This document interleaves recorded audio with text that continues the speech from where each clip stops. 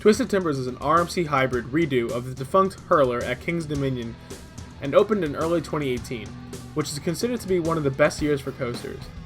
I remember watching the announcement for this ride and being very excited, especially since it was the next closest RMC to me besides Wicked Cyclone. It looked to be an absolutely fantastic ride. In late 2017, when this was announced, everyone else was also excited for another ride coming to the Cedar Fair chain. Steel Vengeance. Steel Vengeance was the long-awaited RMC redo of Mean Streak and looked to be promising with its 200-foot height and record-breaking airtime.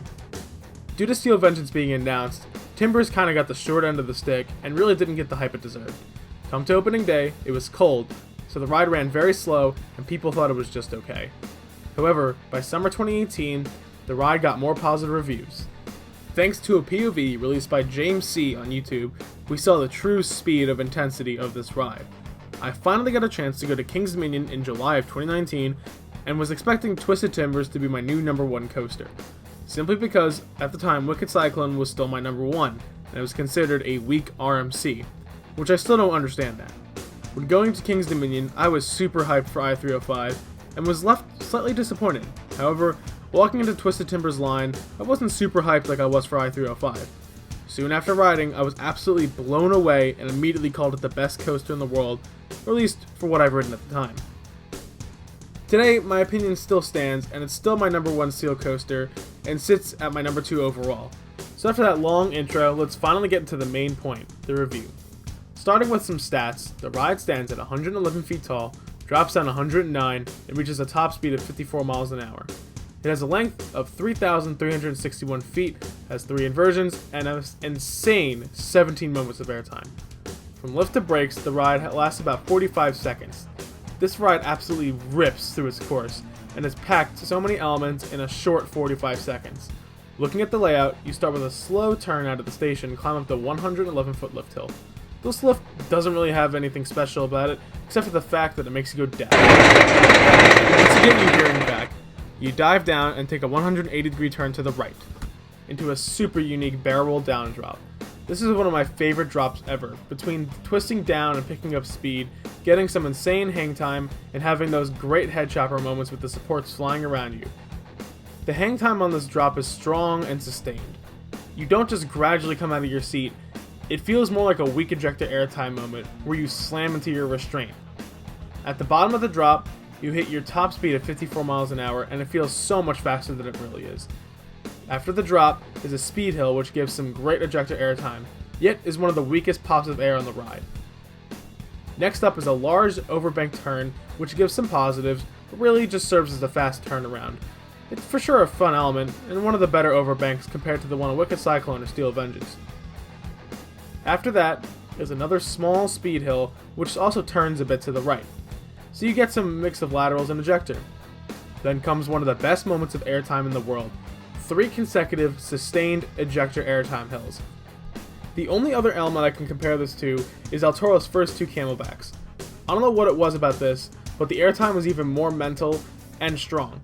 After the 3 hills is a step down into a unique cutback inversion. I don't recall this giving any serious hang time, but it gives a nice speedy inversion with some good laterals. Up next is one of my favorite elements ever, 2 super strong pops of ejector airtime, then a trick track double up. This element gives you extremely strong laterals and airtime at the same time, and throws you around like a complete ragdoll.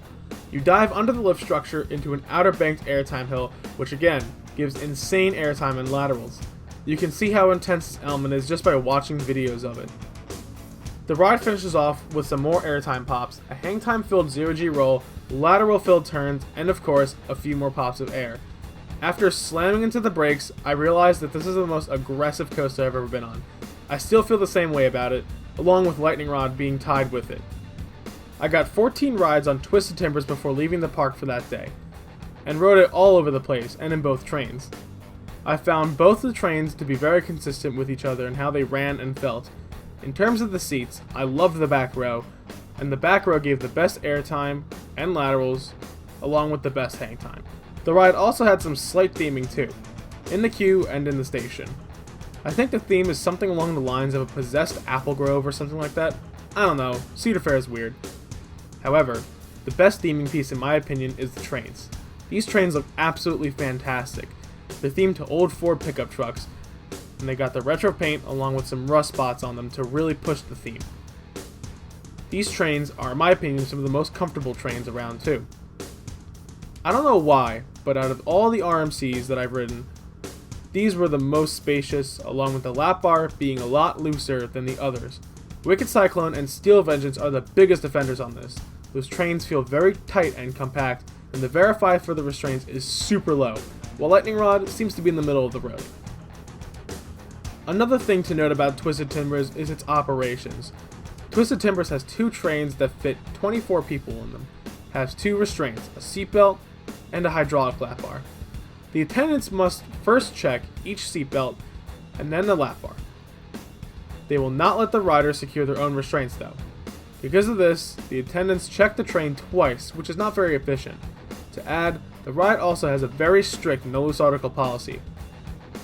Originally, when the ride first opened, it didn't have this. After Steel Vengeance's incidents with flying loose articles and hot sauce, both this and Steel Vengeance banned all loose articles from entering the line, similar to the way El Toro does at Six Flags Great Adventure. Now in my opinion, this is from a ride operator standpoint, this is a great way of keeping things efficient and safe for the ride. However, guests don't like it. I'm willing to pay the extra $1 or $2 for the safety of me, fellow riders, my stuff, and also the probability of the line moving faster since the attendants don't have to worry about loose articles. However, this changed in 2019 when their Cedar Fair RMCs implemented on-ride pouches for small stuff like glasses, phones, and wallets. However, this made the dispatch process much longer than needed, since there was now 6 attendants on the platform instead of 4. The train had to essentially be checked 3 times because of this. Once to check if the loose articles of each rider were in the pouches, twice for the seatbelts, and 3 times for restraints. My guess that the theoretical capacity for Twisted Timbers is somewhere around just under 1,000 people per hour, but this process probably cut it in half. However, it was my understanding that Cedar Point decided to cut this process for Steel Vengeance in 2020, and so on. So I would assume King's Dominion would follow suit until they find a more efficient way to manage loose articles. Maybe free lockers? Cedar Fair, if you're listening, free lockers. Now, despite the few negative points just mentioned above, I'll be giving the ride a 10 out of 10 scoring since the ride is one of the best on the planet. I personally have this ranked at number 2 for its aggressive airtime and laterals. What do you think of this RMC hybrid coaster? Do you also rank it as high as I do? Let me know in the comments below. If you enjoyed, make sure to leave a like and try and push my videos through the YouTube algorithm. If you want similar content to this video, make sure you subscribe for more. Thanks for watching everyone, and I hope to see you all in the next video.